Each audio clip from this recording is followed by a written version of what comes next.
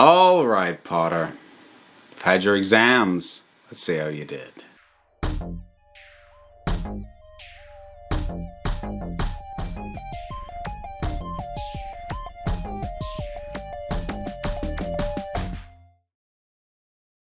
All right, first of all, before we get into it, nobody freak out. I didn't cut my hair. It's just in a braid, all right? I know I'm going to get the comments otherwise, but okay. I took a little break for reasons that if you follow this channel, I shouldn't have to explain, before coming back to do a wrap-up on the Harry Potter movie revisit. And because I've got one last bit of business to do. I need to rank these. Because what's the point of watching 10 films if you're not gonna then turn them into a top 10 ranked list? Hello? What platform do you think you're on? Welcome to YouTube, where we list stuff. So, I am now going to rank all 10 Harry Potter films released to date. That means all 8 of the main series and both Fantastic Beasts movies. So, we'll start at number 10, get the really obvious one out of the way. Bottom of the barrel, Fantastic Beasts, Crimes of Grindelwald. This thing is just a mess. It is not completely devoid of positive qualities, and even the story being told could have been a decent story if told in a different way. This is a muddled mess that feels like the second draft of a novel transposed directly as opposed to something written for the screen. It just doesn't flow worth a dang. The story is clunky. There are so many unanswered questions and bizarre holes and too many stories and plot lines trying to just elbow each other out of the way to grab screen time. It's just, it's not good. And so let's move up to number 9. And you know, when I started this, I was so certain it was going to be the other Fantastic Beasts movie, but it's not. And there's a lot of people who have their nostalgia blinders on who are going to be real ticked at me in a second. Harry Potter and the Philosopher's Stone. Or Harry Potter and the Sorcerer's Stone if you live in a country where publishers think you're an idiot. Hello! So, yeah, look. I understand the significance of this film. I understand its importance, and I don't think it's a bad film, but I think it holds up the least as far as how it was received at the time and what it feels like going back to watch it now. The effects are half-baked. Some of them look honestly unfinished. The performances from the child actors are decent as far as child actors go, but there's a lot of child actors and they're young and the performances are functional, but everything they do in every film after this is so much better than this. The adults are solid, but even they are still sort of getting their heads around a lot of these characters and end up doing much better work later. So, taken in a vacuum, perfectly fine film. But to me, every single other Harry Potter movie that came out after it, except for Crimes of Grindelwald, exceeded it. So, it's good, but everything else stepped up its game. And so that'll put us at number 8, which is Fantastic Beasts and Where to Find Them. And while it didn't end up taking the 9th spot, it came close. I went back and forth on this. Ultimately, here's the reason this sorted out the way that it did. The stuff about Fantastic Beasts that I don't like kind of drives me nuts. The entire third act, Colin Farrell's character of Graves, some of the world building, I think it is either not good or is building a world I don't want to spend time in, which is infuriating. But the stuff that is good is quite good. The creatures themselves are wonderful. Newt Scamander, I didn't love him when I first saw him, but he's grown on me and I now really like him. Jacob is terrific. Queenie's quite good. And when this is good, it is so much fun. The Nifflers. I love the Niffler. And the baby Nifflers were about the only good thing in Crimes of Grindelwald. But ultimately, the things that I like about this are better than basically anything in Sorcerer's Stone. Anything that I look at from that film, from that first Harry Potter film, that is good, was done better. Some of the stuff that's done here is some of the best stuff done here in this way, or it's characters that were not done better in the later sequel. They're at their best here, and so this just edges out that to come in at number 8. Moving up, we get to number 7, Harry Potter and the Chamber of Secrets. The acting from the kids is getting better. It's still got a little ways to go, but you can tell they're settling into not only their roles, but they're understanding the craft of acting and what is involved in delivering a believable performance. They're all getting better. The adults have settled into it, and they're not stumbling over some of the weird words they have to say anymore, which some of them were first time around. The effects are miles better. It's perhaps slightly longer than it needs to be, but that's about the worst thing that I would say about it. It is pretty solid stuff. All right, from here we move up to number 6, Harry Potter and the Deathly Hallows, Part 1. I feel like I like this movie quite a bit more than a lot of people do, but admittedly, the stuff that comes in the second half is way more cathartic. This is a movie of setup, of build-up. And while I do think it manages to give us some kind of a 3-act structure that works well enough, you can tell it's an incomplete story. And even though I feel like it's well done, that does bring it down a bit. Plus the fact that a lot of this is too dang dark. You have trouble seeing this, what's even on the screen at times, which is frustrating.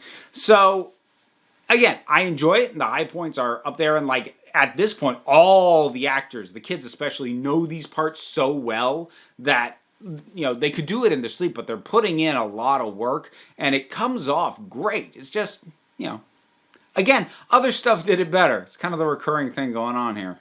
Number 5, the other entry that folks are going to yell at me for, Harry Potter and the Prisoner of Azkaban.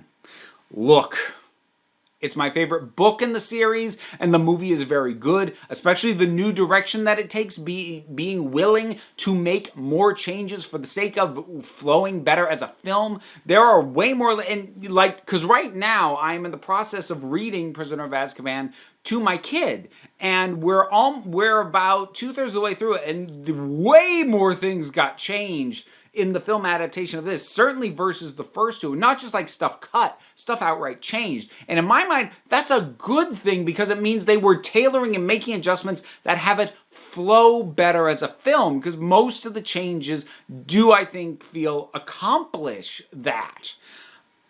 But there are a couple of things that it has working against it. The first is that the structure of the thing works better on the page than it does on the screen, because it kind of climaxes and then has a very elongated wrapping up, and it tries for a second climax and doesn't quite match the earlier one.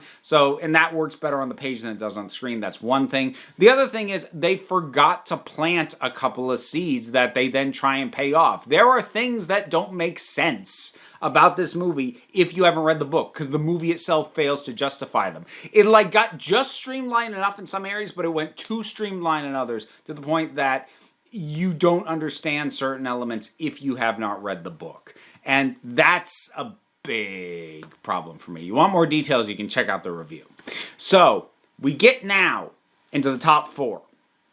And ordering the top 4 was really hard. Because, look, can I be honest? I don't think there is a perfect Harry Potter film.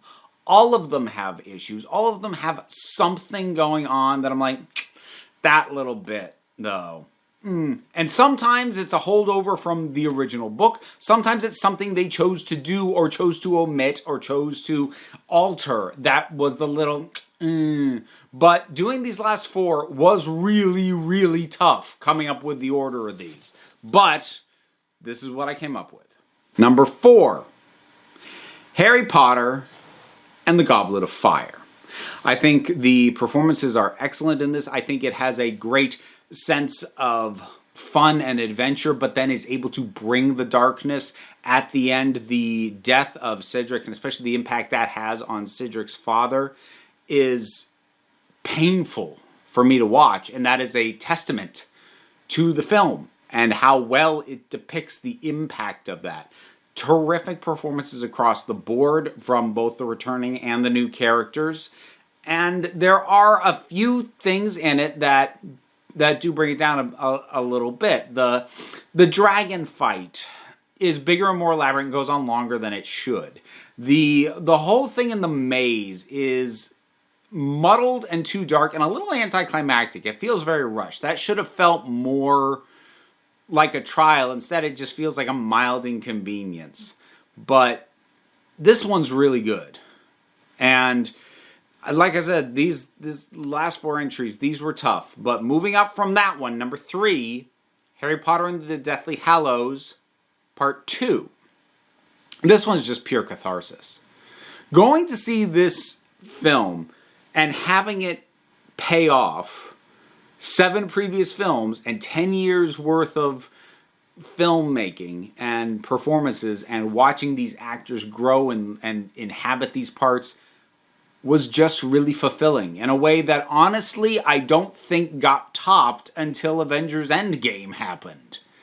It's just that level of feeling everything so well delivered. Seeing the payoffs for these characters, whether they are triumphant or tragic. And I just think that the roller coaster ride that this thing takes you on is really, really solid stuff. About the only reason it didn't rank higher is because it is effectively an entire film out of what is normally just the third act of a film.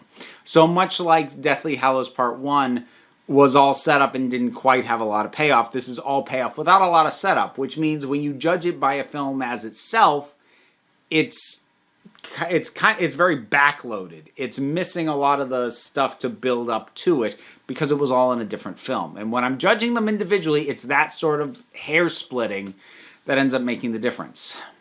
So we arrive at number 2. And of course, anybody with a checklist will realize what number 1 is when I say what number 2 is, but wait, I'll get there. Number 2, Harry Potter and the Half-Blood Prince.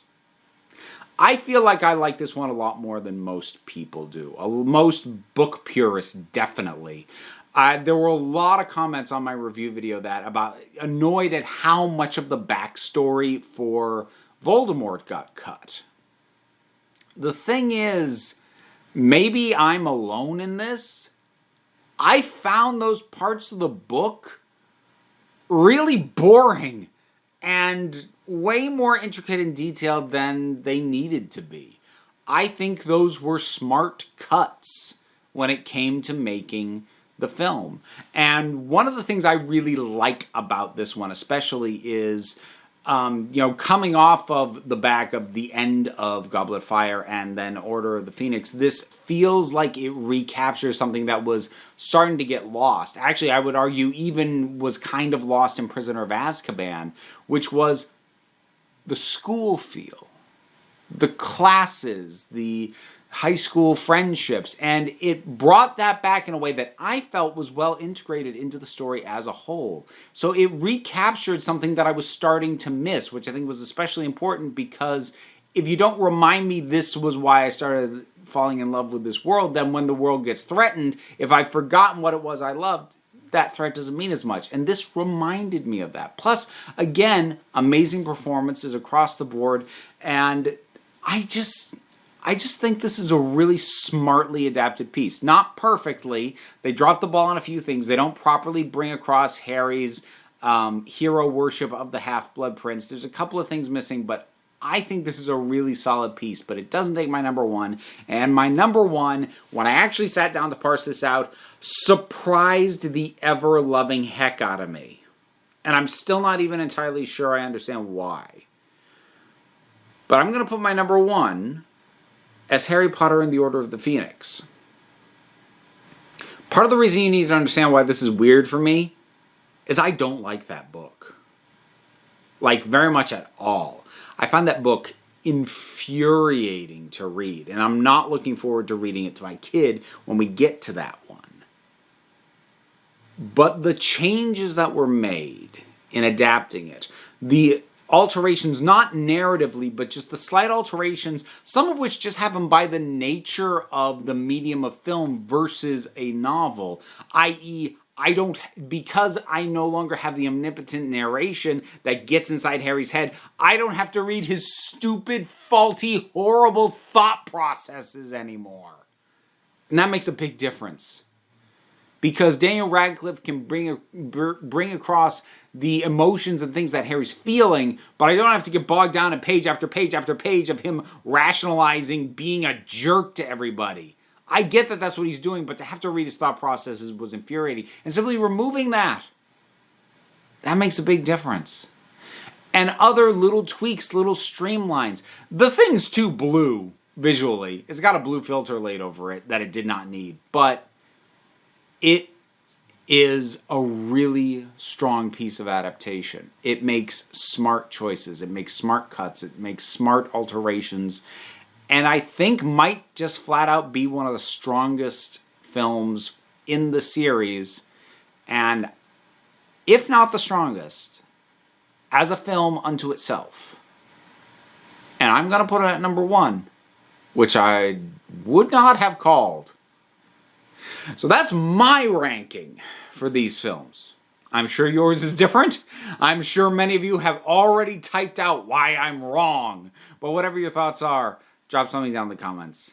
Let's talk about it. There's a bunch of stuff to do as well, because there's buttons and links. This entire revisit of Harry Potter was in fact sponsored by a Patreon supporter. You can support me on Patreon as well. There's a link down in the description, plus links to other things that I do, and you can follow me on, etc., etc., etc., but you also don't have to do any of that. Because at the end of the day, you're the council. I'm just running the meetings, and until next time, this council is adjourned. There is a dog right there who has been snoring, and I wish I knew if it was loud enough that the mic picked it up.